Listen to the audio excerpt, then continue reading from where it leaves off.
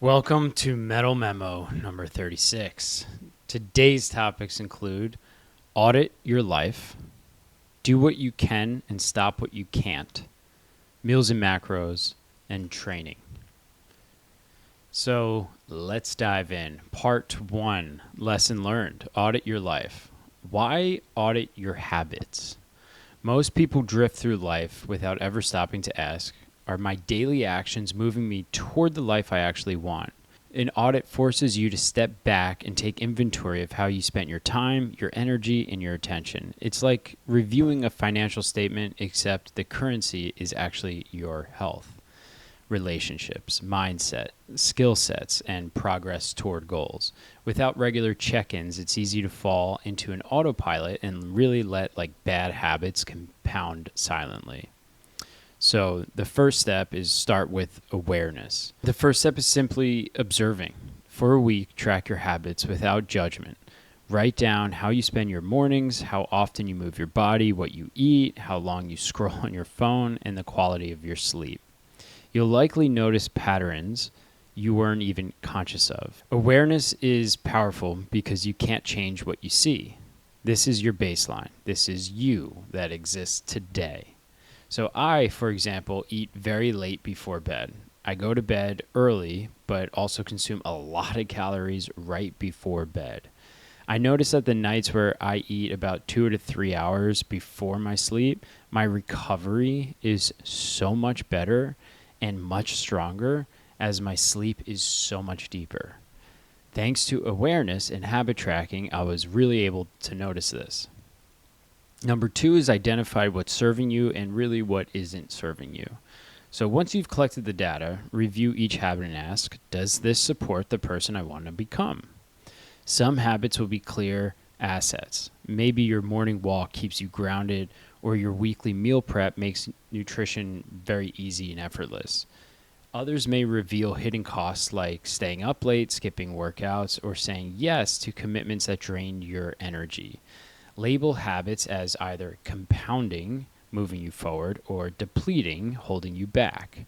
I found that eating dinner with friends is both. It drains my energy for recovery and sleep, but it also increases my energy in my, quote, social bucket. I now go out to eat on the nights where I do not have a long run the next day, or maybe only a lifting session, something lighter than a run and lift. Number 3 is redesign with intention.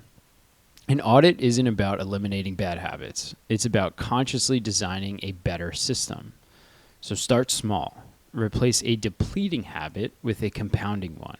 For example, swap 10 minutes of phone scrolling in the morning for journaling, or trade one night, just one night, of late night TV for earlier sleep. Remember, habits are votes for the type of person you want to become. Each small redesign shifts your identity in the right direction. Habits take time. They take discipline at first. Do not be scared to miss multiple days in a row, but instead take note when you execute on your habit and how you feel afterwards. So for example, I start every morning the same. I read one page out of this book called In God's Care, Daily Meditations on Spirituality and Recovery, and one page out of The Daily Stoic by Ryan Holiday. Then I journal for 10 minutes. This whole process takes me 15 minutes. I know on the days that I follow this, my intentions throughout the day are much stronger and clearer than the days that I jump right into training or right into scrolling. I'm not perfect, but over time I learned I like the person I am a lot better with this habit than without. So I start to prioritize it. And lastly, schedule regular check-ins. Life isn't static, and neither are your habits. What served you last year may not serve you right now. That's why the most successful people build in quarterly or monthly habit audits, quick reviews to make sure they're still aligned with their bigger vision. By scheduling these check-ins, you turn self-reflection into a system. Over time, you'll notice your life feels lighter, more intentional, and more aligned with the person that you're really working to become. I just completed my, quote, audit, and that's why this is so important to me right now. I flagged a lot of change, but both good and bad. Part 2, tip this week. Do what you can and stop what you can't. There's a prayer. It's called the Serenity Prayer that goes, God, grant me the serenity to accept the things I cannot change, the courage to change the things I can, and the wisdom to know the difference. Recently, this has been beyond prevalent to me. I've been struggling to balance my time, workload, and training volume. As a result, I have not been present, like really truly present. Focus on one thing and being there to really enjoy the moment. I recently went on a scuba diving trip and found myself answering emails on the entire boat ride over. Though there were things that I needed to get done, I knew that the second I got off the boat, I would not have Wi-Fi or service. I had to be in acceptance that I cannot control work or my response anymore. Sure, I could take the boat ride back to shore in 2 hours and answer my emails, or I can enjoy the next 4 hours and respond when I get back. What I found was that I was preoccupied with work in my head. I was struggling to focus on the task at hand, and when you are scuba diving, especially more than 12 to 14 meters deep, you really need to be present. Fortunately, I found a checklist online of things that I need to do to prepare before diving. I talked to my wife and explained where my head was at. She lives by the Serenity Prayer. She knows there's nothing that we can do right now, so focus on diving, and when you go back, get back to work. The second I got into the water, my entire mind shifted. I focused solely on diving and the safety of my wife and nothing else. When I got home, I answered the emails, and to my surprise, everything was completely fine. But my brain made it seem like it was the end of the world only hours prior. I realized in my journal entry in the morning that simply saying the prayer is much different than living the prayer. So I'll say it again, and I'm going to break it down. 1. Serenity. Acceptance of reality. The first line asks for serenity, a calm, steady spirit to face life as it is. Acceptance doesn't mean passivity. It means recognizing the limits of your control. There are circumstances, people, and outcomes that no amount of effort can shift. Fighting those realities drains energy, creates resentment, and breeds more frustration. Serenity is about releasing that struggle, making peace with what is, and finding freedom in acceptance. 2. Courage. Taking action where it matters. The second line shifts from surrender to empowerment. So courage is the active ingredient. It's the strength to face discomfort, risk, and fear when action can make a difference. This applies to personal growth, relationships, habits, and even standing up for really what's right or what you believe in. Without courage, acceptance becomes complacency. With courage, acceptance and change balance each other.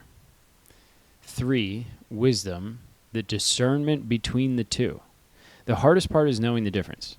Wisdom is the compass that guides when to lean into action and when to let go.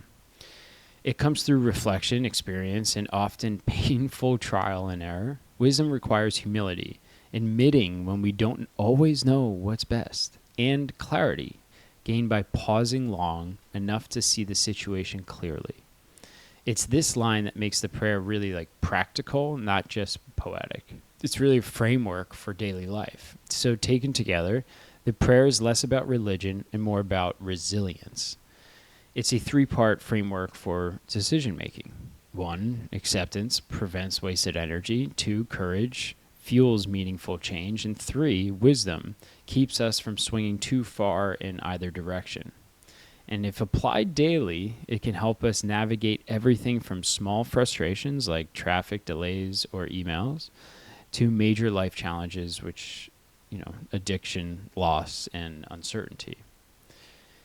The Serenity Prayer endures because it speaks to the universal tension. How to live in a world where so much is outside of our control, yet so much depends on our choices. It's both grounding and motivating. A reminder that peace doesn't come from changing everything around us, but from balancing surrender with action. That was heavy, but it's something that I spent a lot of time writing, and it was something that I spent a lot of time really marinating on and journaling about. Anyway, part 3, what I am eating. Below are some pictures and macros of food I enjoyed cooking and eating from the past week. So first up, we have ground beef or mince, rice medley, green olives, and roasted carrots. Approximate macros: calories 406, protein 35 grams, fat 16.5 grams, and net carbs 28 grams. The next is a balsamic and rosemary roasted chicken. Love it. Broccoli and carrot slaw with green goddess dressing, and another rice medley. So approximate calories 400, protein 42 grams, fat 9.5, and carbs 32.5. And lastly, we have beef and lamb patties, broccoli, mushrooms, soba noodles, and soy sauce. This was banging. Calories approximately 415, protein 49 grams, fat 12.5, and net carbs 29. And lastly, part 4, how I am training. So cardio. To help further build my engine, I've been trying to cycle on Sundays. It's a little hit or miss on the week. But overall, my week is structured like this. So Monday, we have lower body strength and then run 6.5 miles. And I have strides at the end. So that's when a gentle grade increase. And you go about 20 to 30 seconds pretty fast. Like not a full sprint, but hard run. And then walk back down. That's what I do at the very end when my legs are fatigued and I'm tired. Tuesday, upper body strength. Wednesday, an interval run or a hill run. So every other week I do either interval around the track or a hill repeat run up hills.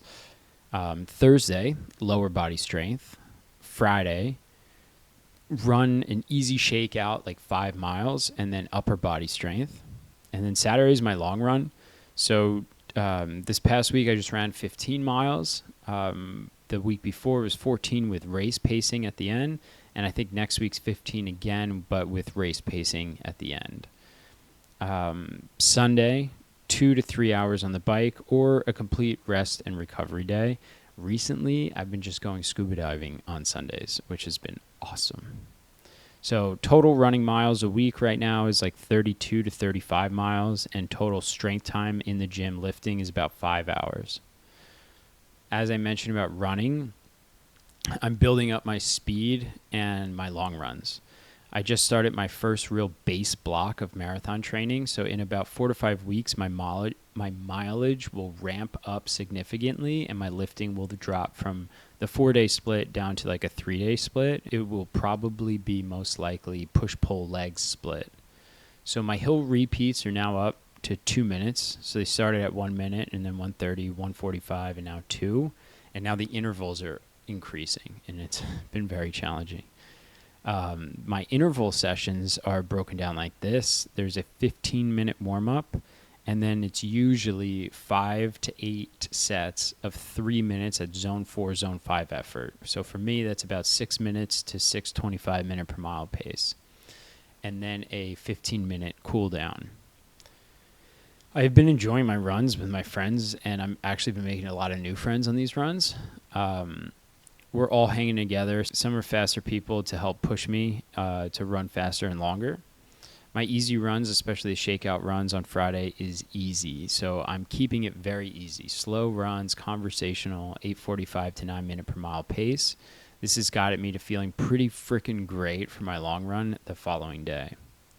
The lifting, you could check out 2 programs right now. So we have the Summer Shred, the upper lower cardio split, or a new program I launched that every 4 to 6 weeks, I'll be changing the format, the structure, and really what we're targeting on our body, which is the 2-4-7-3-6-5 program. So this is for everyone. Anyone can do it. It's to stay in great shape year round. So check out that program. It's going to be on the Substack, $6 every single month. So you get a month of training for $6, and then it switches to a new program. My lifting has suffered, so pay close attention. The more volume I've been putting on my legs and running, my lifting has suffered. This was expected, and frankly, it's okay.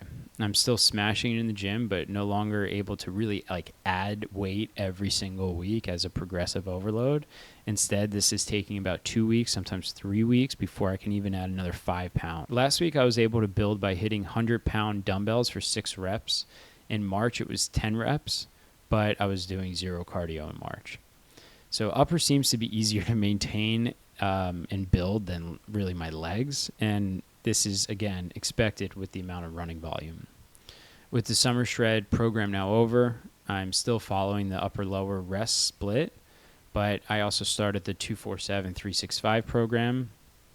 This will be like my go-to everyday training program broken out into 4-week segments, and it's provided to everyone who's a paid subscriber on Substack for free, or I guess if you pay, so it's not for free. Regardless, the program focuses on gaining muscle through progressive overload over 4 weeks. There's cardio sessions incorporated to keep your anaerobic and your aerobic system benefiting, and some spicy workouts to really keep it interesting, like circuits.